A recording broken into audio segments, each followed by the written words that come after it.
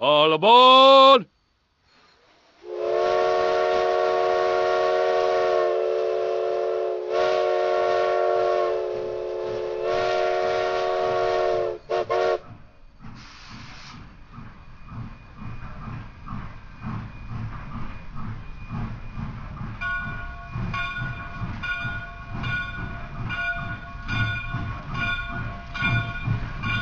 I'll turn them up there after it's scheduled set.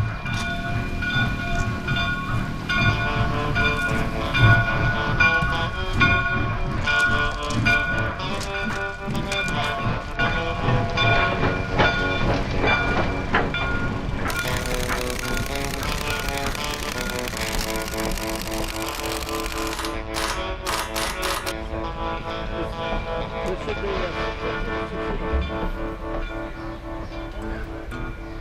I've been working on the railroad all the long day. I've been working on the railroad just to pass the time away. And she hears the whistle in the morning, and she hears the captain shout, "Dinah, blow your horn. Dinah, won't you blow? Dinah, won't you blow? Dinah, won't you blow your horn? Dinah, won't you blow? Dinah, won't you blow? Dinah, won't you blow your horn?"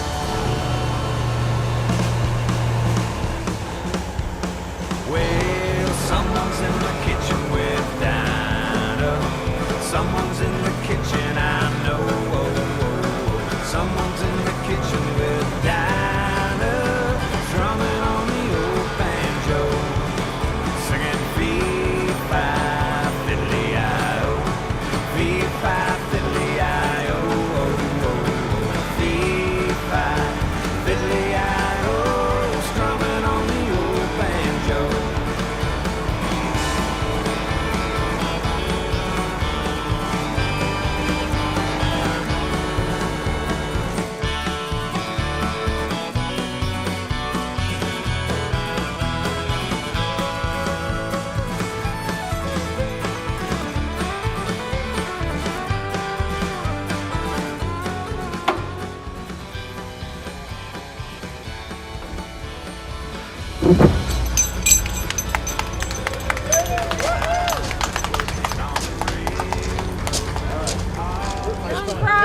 Larry Smith, go for it. Well, welcome to what a historic moment to think that in 1891 this engine actually rode this route all the way through here, and now it's back again. And it was here for 5 years. While I'm thinking about it, don't forget the Beekman Bank is open today for tours, 15 minutes after the hour. And the Beekman House is open right now.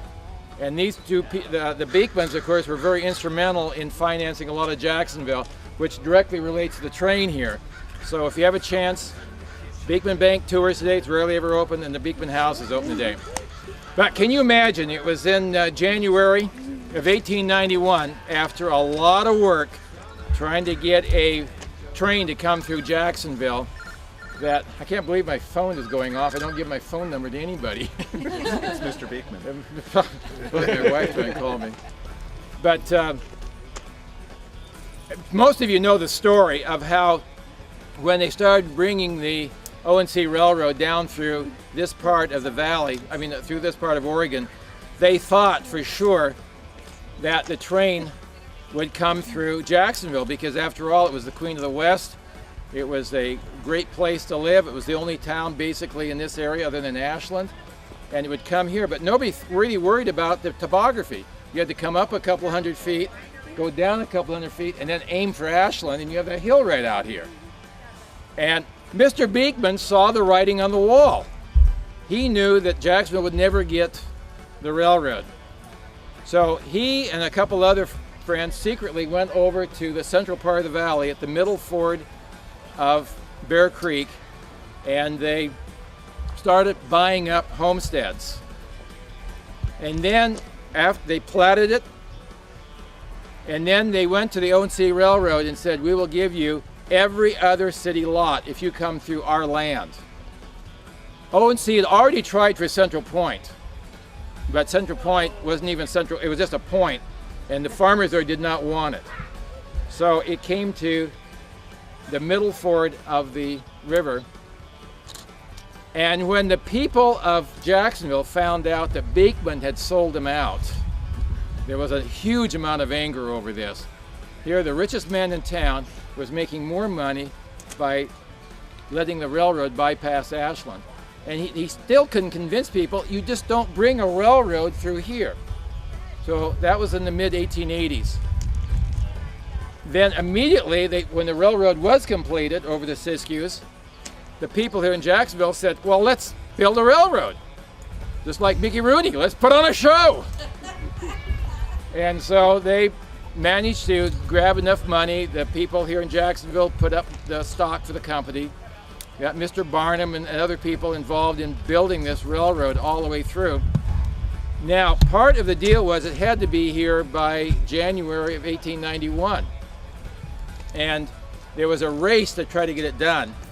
And it was built very, very poorly as it came through. Poor bridges.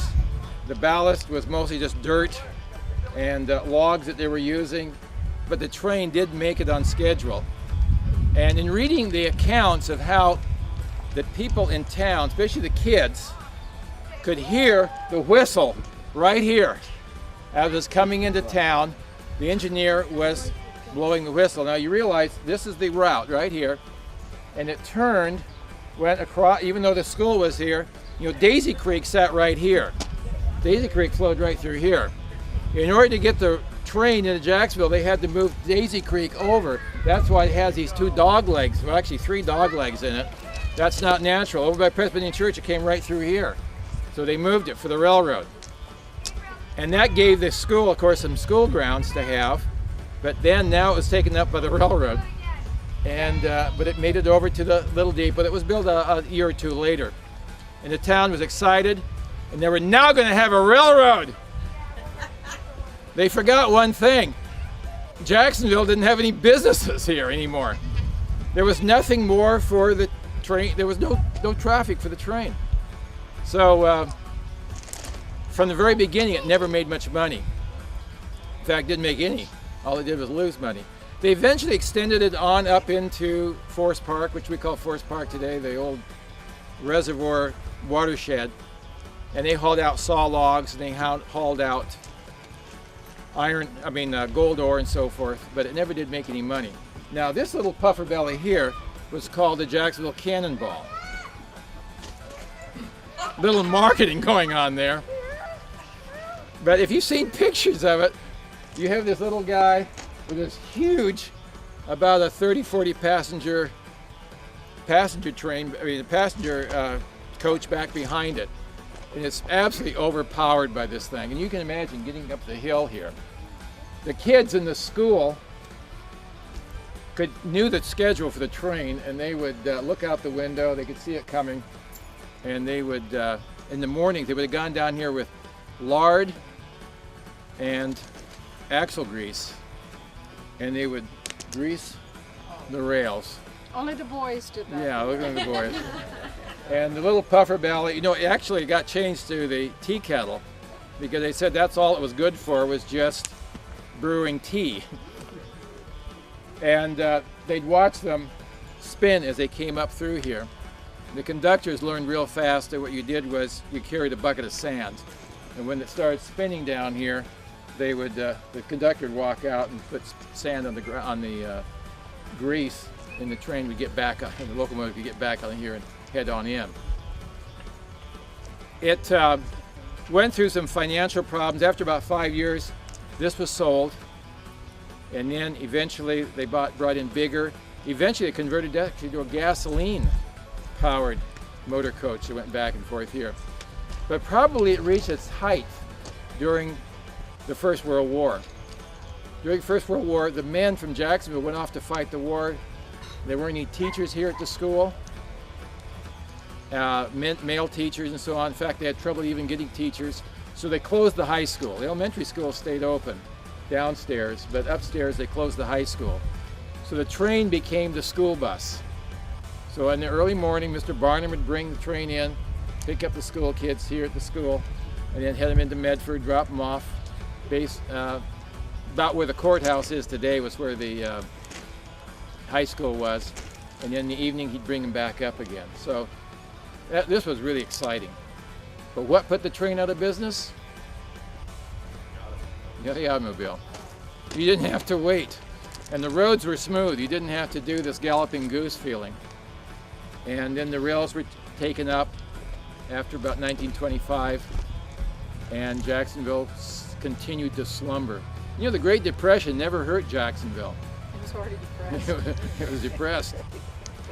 But we want to thank the Ashlands for having a vision, just like the people did in 1889 when they started gathering up the money for this, and had the vision to bring this back. And it's back, can you believe, in exactly the same place where it was in 1891. This is what's so amazing. And Brooke and Mel, we thank you for your economic powerhouse that you are creating here in Jacksonville. And we Brian. appreciate it. So, Thank you, guys.